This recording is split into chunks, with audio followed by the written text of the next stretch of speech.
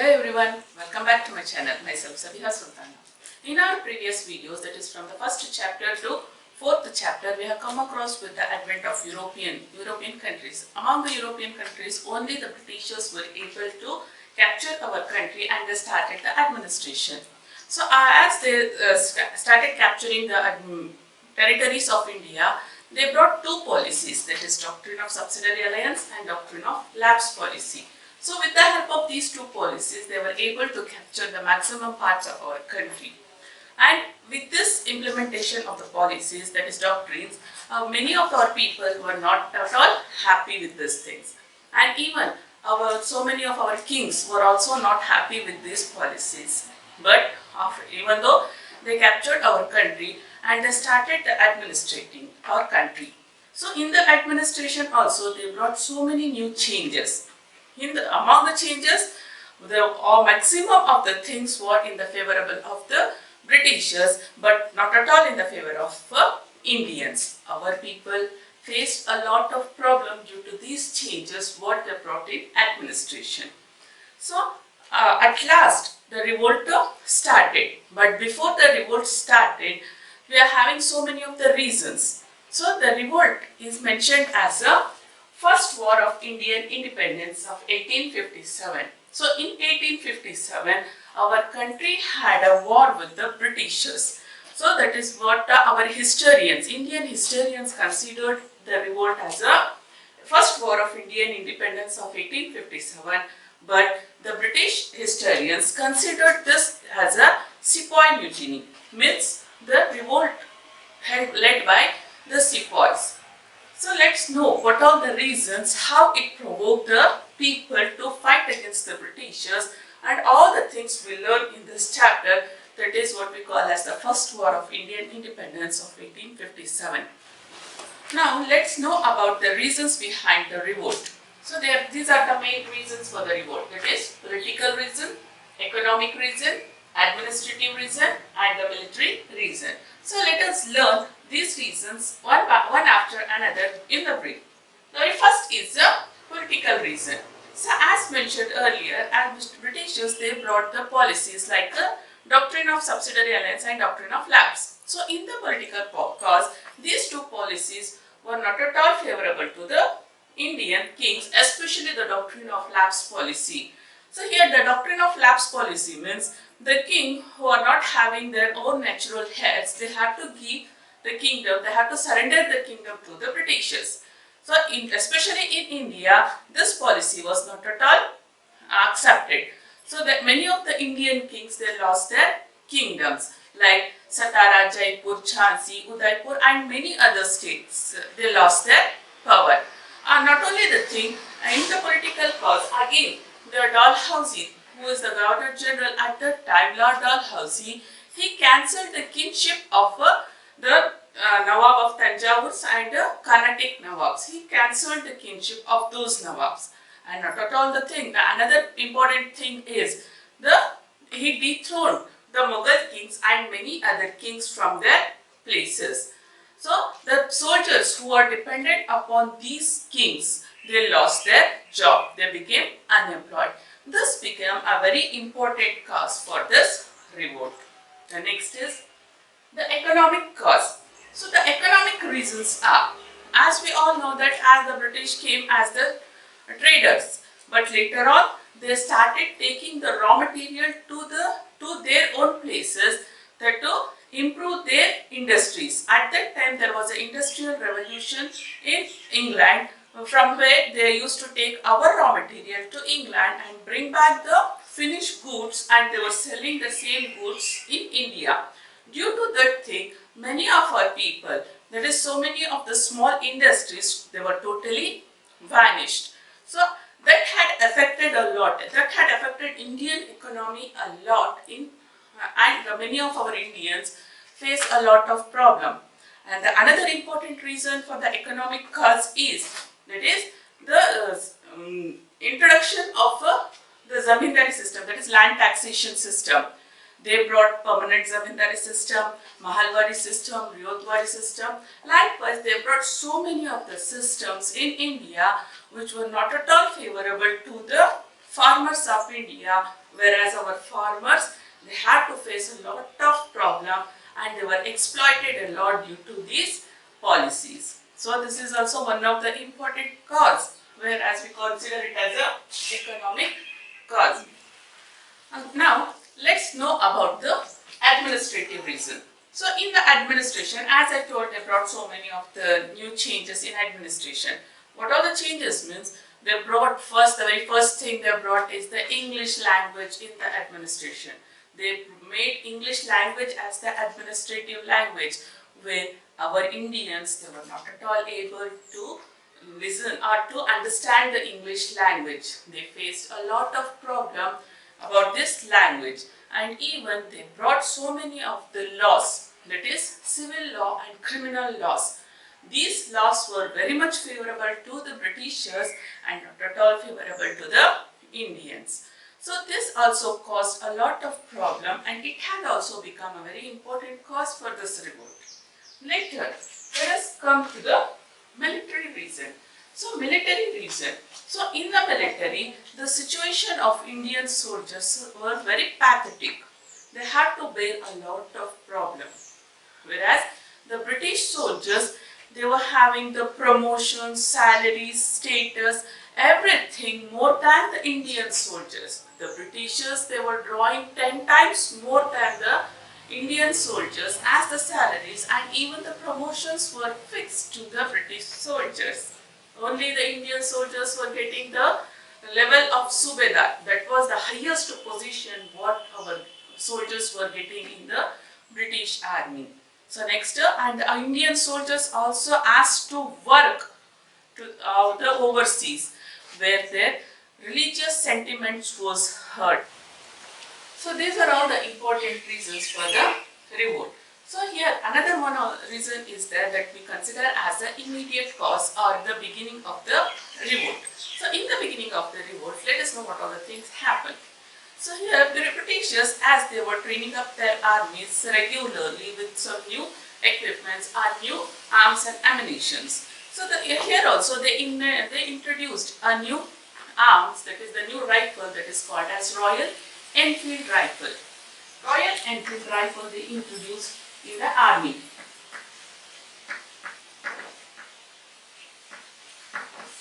Where this rifle was introduced, and the cartridges which they had to use in this rifle had to remove, the safety clip has to remove from their tooth. But the rumors has spread that the cartridges which they had to use in this rifle is smudged with the fat of cow and pig. Whereas in the British army, we are having so many Indian soldiers, even Hindus, Muslims, so many of the Indian soldiers were there in the British army. As the rumors has spread that the cartridges are smudged with the fat of cow and pig, the Indian soldiers, they refused to use these cartridges because cow is a sacred animal for Hindus and pig is totally not at all accepted by the Muslims. So these people, the soldiers, they refused to use these cartridges. So but still the British officer, they tortured the Indians to use these cartridges. But the same thing happened in Barakpur, where the revolt had spread in a very long manner, like a fire, forest fire it has spread.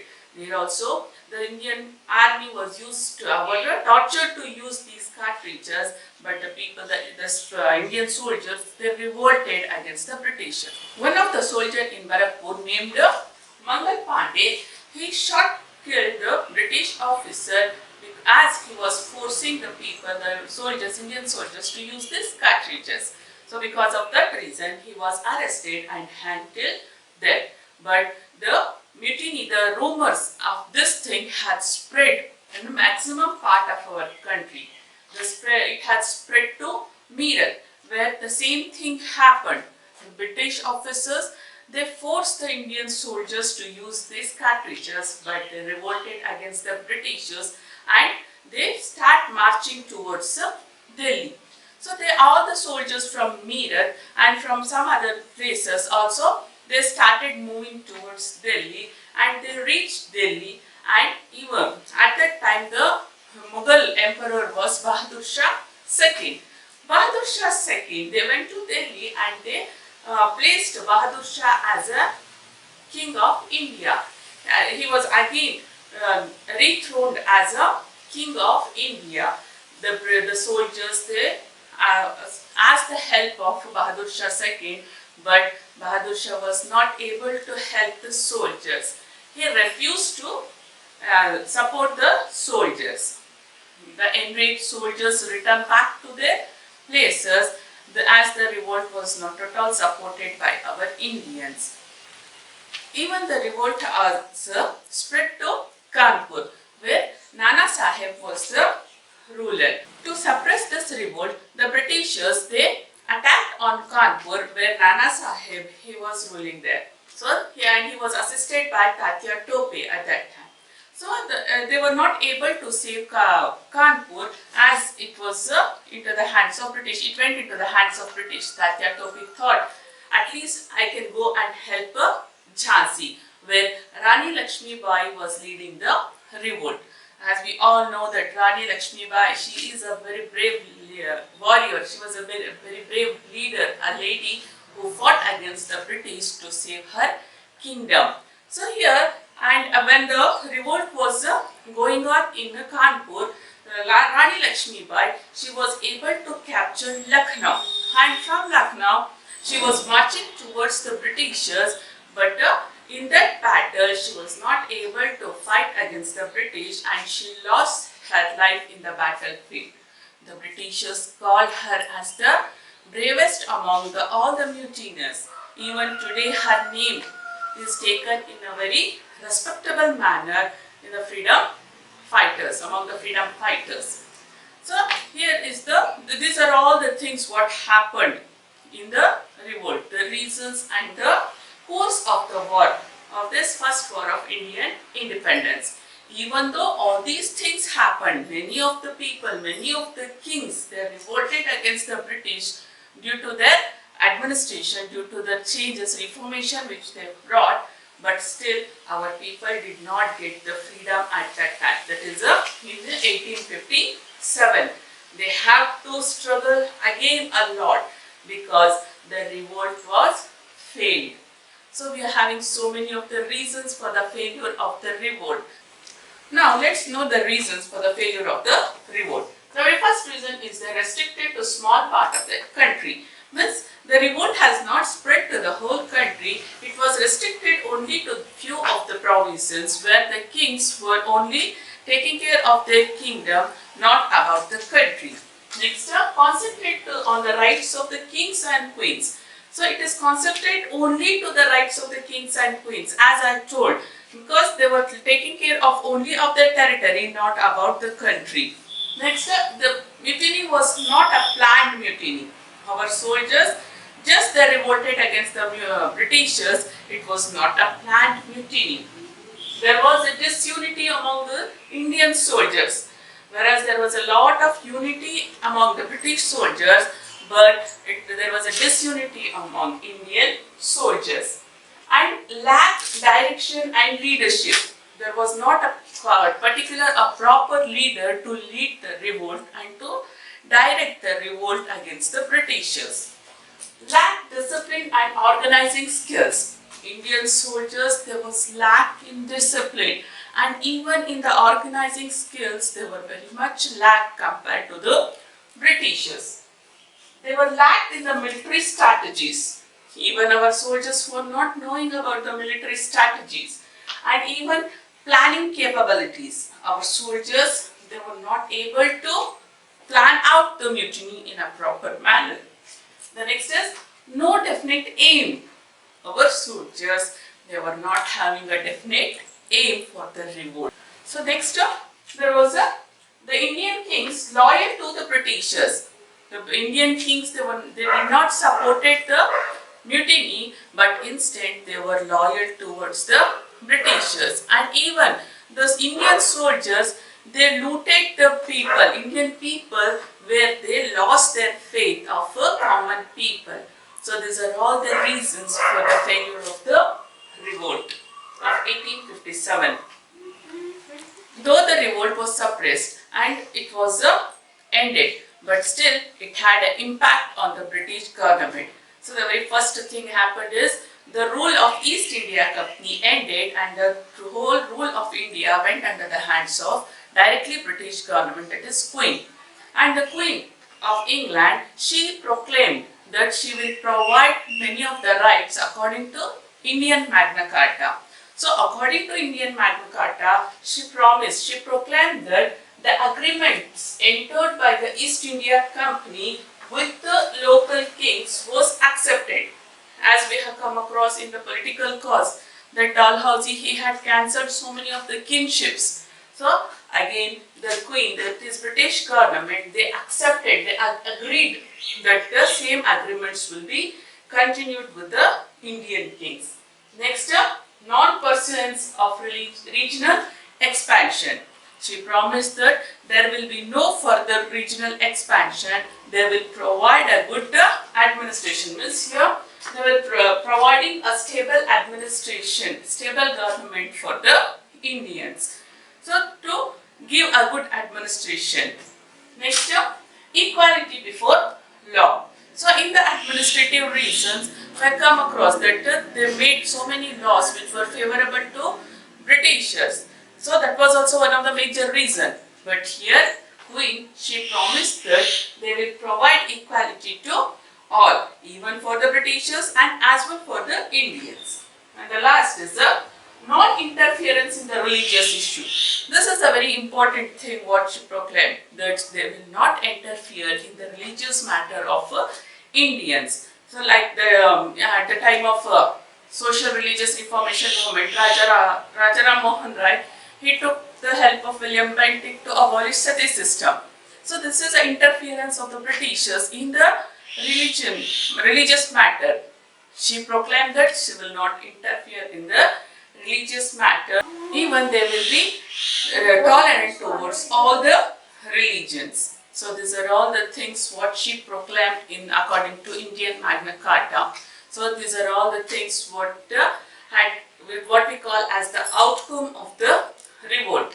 Britishers, they were very much known. They came to know that without the command of love and affection of Indians, they were not able to rule on them. And even they have to listen. The ability to listen the voice of Indians is also one of the important thing to rule on the people of India. So these two things they come to know after the revolt. And even the things they wanted to involve the Indians in the process of legislature, means including them in the administrative matters. With the help of the Indians, they wanted to create the administration, and along with that they implemented the policy of association, means with the involvement of the Indians, policy of association. All these things help the people of India, help the Indians to fight for the further struggles like a freedom struggle. It motivated a lot for our Indians to fight for our freedom and fight for our nation. So this thing, the freedom struggle, we will learn in the next upcoming chapters. Till then, stay tuned and keep learning. Thanks for watching.